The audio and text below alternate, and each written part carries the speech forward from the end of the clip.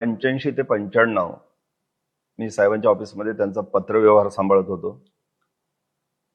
केवळ पत्रव्यवहार नव्हे तर साहेबांच्या सोबत मी तुरुंगात देखील होतो. त्यांना पहिला अटॅक जेव्हा आला तेव्हा तांबे हॉस्पिटलमध्ये त्यांची पूर्ण सेवा मी केली. त्यांना आंघोळ घातली, भरवलं, त्यांचे पाय चेपले. माझं भाग्य थोर आहे त्या अर्थानं. त्यामुळे साहेब गेल्यानंतर मी कोल्हापूरला निघून गेलो. तिथे देखील मी माझ्या परीनं आनंद कार्य सुरू ठेवलेलं आहे. आता इकडची निवडणूक लागलेली आहे आमच्या बालेकिल्ल्यातली, साहेबांच्या ठाणे जिल्ह्यातली, म्हणून मी आलोय. त्यामुळे कोल्हापुरात माझ्या परीनं शाहू छत्रपतींचा, महाविकास आघाडीचा जेवढा प्रचार करता येईल तसा मी केला. इथे आल्यानंतर आता मी बाळ्यामामा म्हात्रे भिवंडी कल्याणमध्ये प्रचार करतोय. डोंबिवली मतदारसंघामध्ये वैशालीताई दरेकर आमच्या आहेत मशाल घेऊन, त्यांच्या प्रचारासाठी मला बोलावलेलं आहे. एक रुखरुख लागून राहिली होती की माझ्या ठाण्यामधल्या माझे गुरुबंधू भाई राजेंजी विचारे साहेब यांचा प्रचार मला करायचा होता. कसा करता येईल हे मी पाहत होतो. तर मला आज मुक्तपणे मला बोलायला सांगितलेलं आहे या विषयावरती. या प्रचारासाठी मी आलेलो आहे. कारण एवढ्या लांबून येणं म्हणजे कोणी अमिताभ बच्चन किंवा बाजीराव सिंगम येऊन देश वाचवणार नाहीये. आपल्यालाच बाहेर पडावं लागेल. आणि मी शिवसैनिक आहे, बाळासाहेबांचा शिवसैनिक आहे, दिघे साहेबांचा शिवसैनिक आहे. ही निवडणूक अत्यंत महत्वाची मला वाटते. तुम्ही जर म्हणाल की आता ठाण्यामध्ये कोण निवडून वगैरे येईल, मतदार राजाच्या हातात आहे, परंतु मला खात्री आहे की फक्त विचारत येतील. त्याचं कारण वेगळं आहे. आता त्यांच्या विरोधी उमेदवार मला वाटतं नरेश म्हस्के आहेत. दिघे साहेबांकडे मी असताना माझ्या समोरच्या खुर्चीवर अनेक वेळा येऊन ते बसलेले आहेत. त्यांच्या स्वरामध्ये जो एक अहंकार, एक माजोरडेपणा किंवा एक दुटप्पीपणा जो मला आढळतो, तर ठाण्यासारखे सुज्ञ मतदार असलं नेतृत्व नाही स्वीकारणार. कारण हा मतदारसंघ रामभाऊ म्हाळगी, रामभाऊ कापसे, दिघे साहेबांनी या इथल्या माणसांच्या मनाची मशागत केलेली आहे. आणि नाटकच बघायचं झालं तर ठाणेकर घाणेकरला किंवा गडकरीला जातील ना. राजकारणातलं नाटक त्यांना पसंत पडत नाही. त्यामुळे मला नाही वाटत की मस्केंचा कुठे निभाव लागेल. आता विचारे साहेबांबद्दल म्हणाल तर ते माझे गुरुबंधू आहेत. त्यांचं आणि दिघे साहेबांचं नातं जर मला विचाराल तर काय म्हणूया आपण, महाराज आणि मालुसरे, तानाजी मालुसरे. कारण साहेबांनी कानगोष्ट करावी ती राजेन विचारेंशीच, आपल्या मनातलं बोलावं त्यांच्याशी.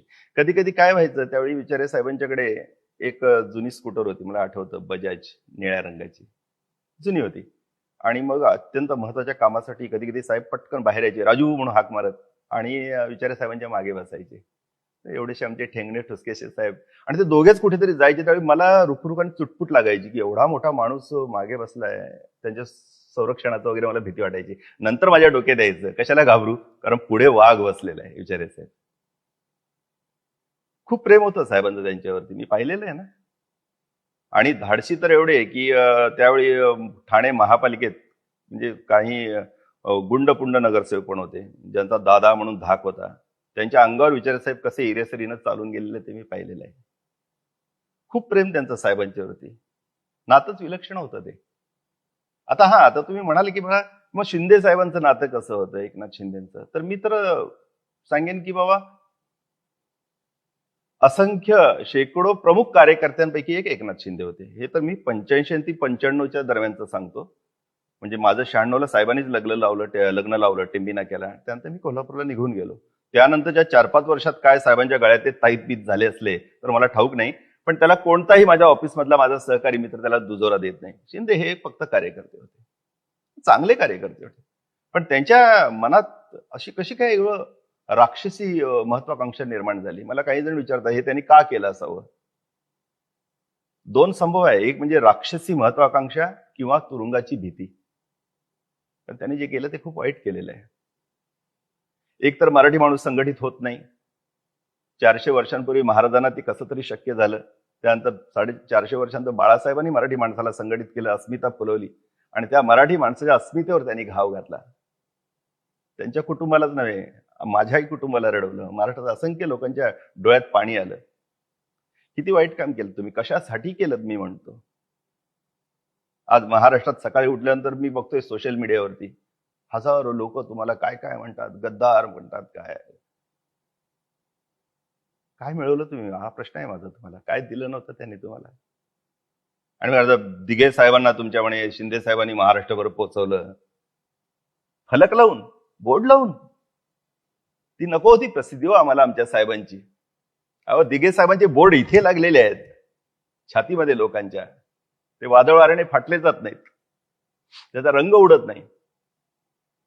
तुम्ही ज्यावेळी ही गद्दारी केली ना, त्यावेळी त्या नाशिकच्या एका रस्त्यावरती मी बघितलं, तुमच्यावरती पेकलेले शिवसैनिकांनी फेकलेले शेणगोळे आणि चिखल, तो आज दिघे साहेबांच्या प्रतिमेवरती त्याची शिंतोडे उडाले. काय मिळवलं तुम्ही?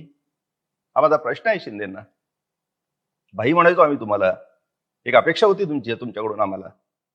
काय केलं हे? आज महाराष्ट्रामध्ये असंख्य लोक तुम्हाला जी कृतज्ञ म्हणतात ना, वाचत असालच तुम्ही. त्यांच्या मनात काय येत असेल हो? अशा कृतज्ञ माणसाचा गुरु हाही असाच होता की काय? दिघे साहेबांच्याबद्दल तुम्ही संशय निर्माण केला की नाही लोकांच्या मनामध्ये? आणि काढलात मग तो धर्मवीर सिनेमा. त्या प्रवीण तरडेंनी मला बोलावून घेतलं कोल्हापूरवरून. कळलं की हा कलेच्या क्षेत्रातला माणूस आहे, दिघे साहेबांच्या अत्यंत जवळचा आहे. 55 दिवस पान हलत नव्हतं किंवा तुमचं माझ्याशिवाय. मग या दुसऱ्या सिनेमासाठी मला का नाही बोलवलं तुम्ही? दिघे साहेबांच्या प्रेमावरती तुम्ही सिनेमा करताय ना. प्रसाद ओकना शिकवायला मीच होतो, प्रवीण तरडेंशी लेखनाला मदत करायला मीच होतो. नाही, तरडेंचा दोष नाहीये हो, ते तर स्वतःच्या तोंडाने सांगतात मी सगळं काही पैशासाठी करतो म्हणून. आता त्यांचा एका सिनेमातला डायलॉग होता की परिस्थिती जेवढी बिकट तेवढा मराठा तिखट.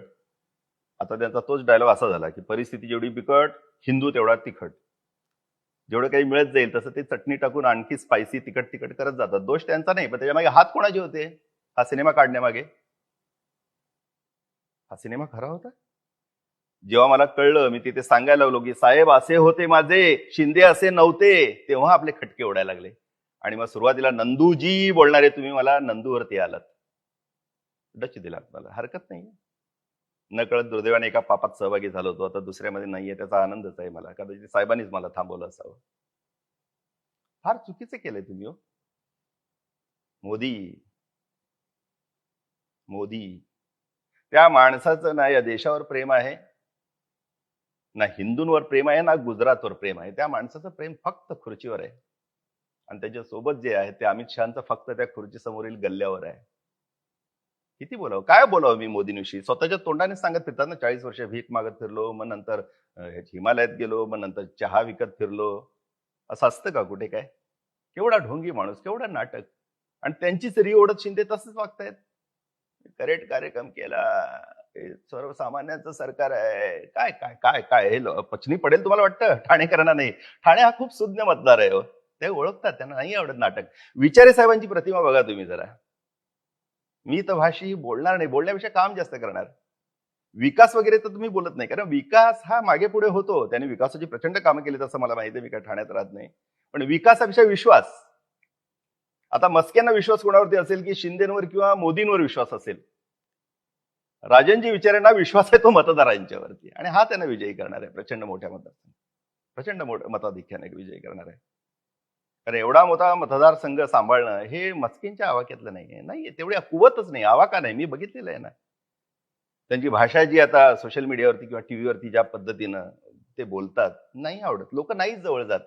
लोकांना एक वेळ आमचं काम न करणारा नेता चालेल, पण नेता इतका सोज्वळ असायला हवा, इतका आकर्षक आणि इतका छान वाटायला हवा. आणखी काय सांगता येईल? काही जण म्हणतात की बाबा बाळासाहेबांचं दिघे साहेबांचं काय नातं होतं.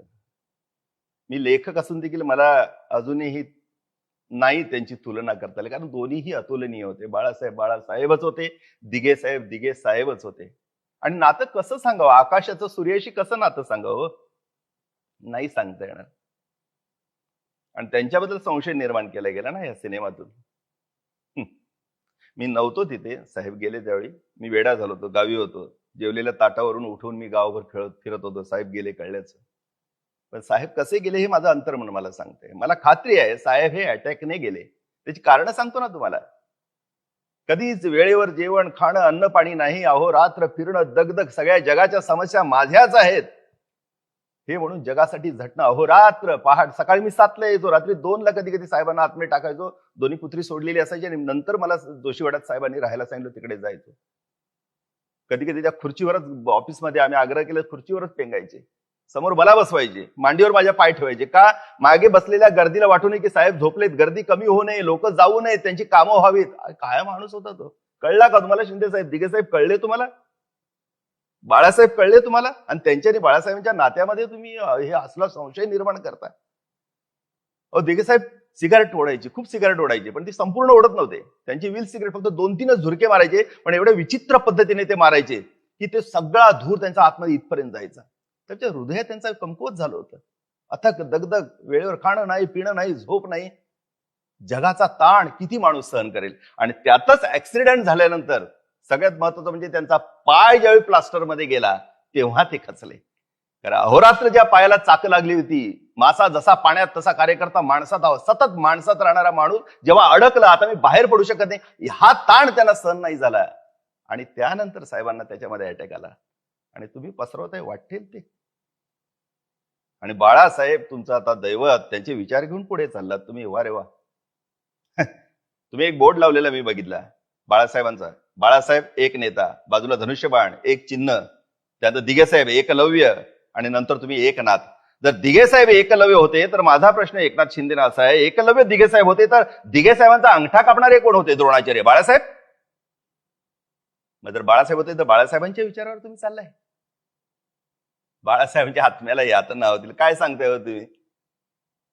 अहो, ज्याच्या मुलाला, ज्याच्या सुनेला, ज्याच्या नातवंडांना तुम्ही रडवलं हो, आणि ते तुमच्या पाठीशी राखले, तुम्हाला तरी पटतंय का मला सांगा? बाळासाहेबांचे विचार घेऊन आम्ही पुढे चाललो. अरे वा, खूप वाईट केलं तुम्ही. महाराष्ट्राचं, आणि या महाराष्ट्राला हा शापच आहे. म्हटलं जायचं महाराष्ट्र मेला तर राष्ट्र मेले, मराठा विना राष्ट्र गाडा न चाले. मला आता माहित आहे, म्हणून मी आलोय. महाराष्ट्र वाचला तर राष्ट्र वाचले. आणि त्यांना बरोबर त्या जोडगोळीला माहिती आहे, महाराष्ट्र गिळला तर राष्ट्र गिळले. म्हणून सगळ्या फौजा येऊन आता इथे महाराष्ट्रात बसलेत. धाबा दणाणलंय, पायाला कंप सुटलाय त्यांच्या. म्हणून रोज फुणावणं सुरू आहे उद्धव साहेबांना, शरद पवारांना, या आमच्याकडे या, आमच्याकडे या. कारण त्यांना रोखलं तर फक्त महाराष्ट्र रोखेल. या महाराष्ट्राची मातीच आऊर आहे हो. लता इथली, सचिन इथला, टिळक इथले, आगरकर इथले, फुले शाहू आंबेडकर इथले. हा महाराजांनी बांधणी केलेला महाराष्ट्र आहे हो. अख्ख्या देशभर डंका होणारे बाळासाहेब इथे जन्म घेतात. हा महाराष्ट्र कळला नाही. मग हे काय करताय तुम्ही? महाराष्ट्रावर हा कसला आकस आहे की 105 हुतात्म्यांचं रक्त सांडून आम्ही मुंबई घेतली, तो आकस आहे का हो? सगळे महाराष्ट्र नुसते गळायला बघताय. उद्धवजींच्या आजारपणाचं हे काय, उद्धवजी तुम्हाला पुरून उरले अक्षरशः. धन्य आहेत ते, धन्य आहे. मला वाटलं नव्हतं हा माणूस इतका ग्रेट असेल, इतका सक्षम असेल. एवढा मोठा संकट कोसळल्यानंतर दुसऱ्या कुणीही आत्महत्या केली असती. आपल्या पित्याने निर्माण केलेली एवढी मोठी संकटना आज संपते की काय? नाही घाबरला तो माणूस. रडला तर बिलकुल नाही, त्यातून उभा राहिला, पट्टा लावून उभा राहिला. तुम्ही पट्टा काढताय त्यांचा. एक बरं केलं शिंदे साहेब, तुमचे मी उपकार मानेन. काय माहितीये का, तुम्ही जुने जे शिवसैनिक होते ना, शिथिल झालेले, झोपलेले, त्यांना ड्यूतून बाहेर काढलेत आमच्यासारखे. तीच खरी ताकद आहे उद्धव साहेबांची. बघताय ना सभा त्यांच्या, कितीही आदळापट करा, नाही तो माणूस हार जाणार. आणि शिवसेना संपत नाही हे पहिल्यांदा लक्षात ठेवा. कारण शिवसेना ही गरज आहे महाराष्ट्राची. गरज कशी संपेल? कशासाठी निर्माण झाली ती शिवसेना? का म्हणून घाव घातला, चिन्ह चोरलं, पक्ष चोरलात. तर ही निवडणूक अशा पद्धतीची आहे. खरा शिष्य हा प्रश्नच नाही उद्भवत ना. ज्या माणसाला ठाऊक आहे की दिघे साहेब आजही इथे आहेत, तोच खरा शिष्य. आज विचारे साहेबांना माहित आहे, जळी जिथे जातील साहेब तिथे त्यांच्या पाठीशी दिघे साहेब आहे. जसं मला वाटतं इथे आता आजूबाजूला साहेब आहेत, तेच खरे शिष्य. शिंदे शिष्य नाही होऊ शकत. ते काय बघा ना, त्यांच्या एका मुलाखती बघितल्या, मग दिघे साहेबांची आम्ही बॉडी तिथनं उचलली आणि मग ते अँब्युलन्स मध्ये टाकली. ही भाषा, बॉडी, साहेबांची बॉडी असू शकते, साहेब साहेब आहेत. तो पवित्र देहाला तुम्ही बॉडी कशी म्हणू शकता ना? त्या बारीक सारीक गोष्टीत तुमचं दिसतं हो, तुमचं बिलकुल प्रेम नव्हतं. तुम्ही फक्त त्याचा वापर केला स्वतःच्या स्वार्थासाठी. दिघे साहेबांना माझ्या वापरलं. त्या मातोश्री जो साहेबांचा, आमचा सर्व शिवसैनिकाचाच नव्हे तर संपूर्ण मराठी माणसाचा, महाराष्ट्रात जो देवारा, पवित्र देवारा, जिथून महाराष्ट्राची अस्मिता फुलली, त्या मातोश्रीवरती तुम्ही किटाळ वाहिलं, त्याचा विटाळ केला. खूप वाईट काम तुम्ही केलेलं आहे, लक्षात घ्या. हिंदुत्व वगैरे तुमच्या तोंडात शोभत नाही. काय अभ्यास आहे तुमचा? हिंदुत्व म्हणजे काय? बाळासाहेबांनी सांगितलं हिंदुत्व म्हणजे राष्ट्रीयत्व. आणि बाळासाहेबांच्या पुढे 2 पावलं जाऊन आज उद्धवजी ते सिद्ध करतायत. आज जवळजवळ 80% मुस्लिम समाज देखील उद्धव साहेबांच्या मागे राहिलाय. कारण सज्जनपणा हा एकच त्यांची जमेची बाजू, तेच त्यांचं बलस्थान आहे. अंतर्बाह्य निर्मळ स्फटिकासारखा माणूस आहे तो. आज देशभर चर्चा झाली, किती पुढे गेले साहेब, किती पुढे गेले मला सांगा. आज देशाचं नेतृत्व चर्चा चालू आहे की पंतप्रधान होण्याच्या योग्यतेचा माणूस. आज देशपातळीचे नेते तुम्ही त्यांना केलं, त्याबद्दल मी तुम्हाला धन्यवादच देईन. आणि आम्हाला तुम्ही बाहेर काढलं. आणि ही शिवसेना अशीच तेजानं तळपत राहणार आहे. चिन्हभिन्न चोरून काही होणार नाही हो. ही आग आहे, धगधगती आग आहे. बाळासाहेबांनी दिलेला हा विचार आहे, हा मातीत मुरलेला आहे. त्याच्या मागे इतिहास शिवरायांचा आहे. तुम्हाला नाही कळलेलं ते. काहीतरी लांड्या लबाड्या करून कपट कारस्थान करून हा महाराष्ट्र जर विजू पाहत असाल तर तुम्हाला ते कधी शक्य होणार नाही. ही चीड आहे. कारण आमच्या बायका मुलांना तुम्ही रडवलेलं आहे. तुम्ही नाचलात तिथे उद्धव साहेब खुर्चीवरून खाली उतरल्यानंतर. संपूर्ण महाराष्ट्र डोळे पाणावले होते. तुम्हाला काहीच नाही वाटलं.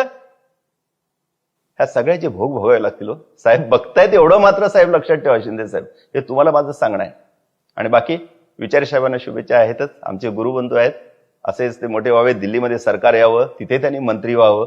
आणि खरोखर या महाराष्ट्राचा लौकिक वरती बाळासाहेब दिघेसाहेब दोघे बसले असतील तर बघ रे आपला राजू काय करतोय, वा वा वा. खूप आनंददायी वातावरण निर्माण व्हावं एवढीच एक इच्छा बाळगतो मी परमेश्वरासमोर आणि त्या पवित्र आत्म्यांसमोर. धन्यवाद.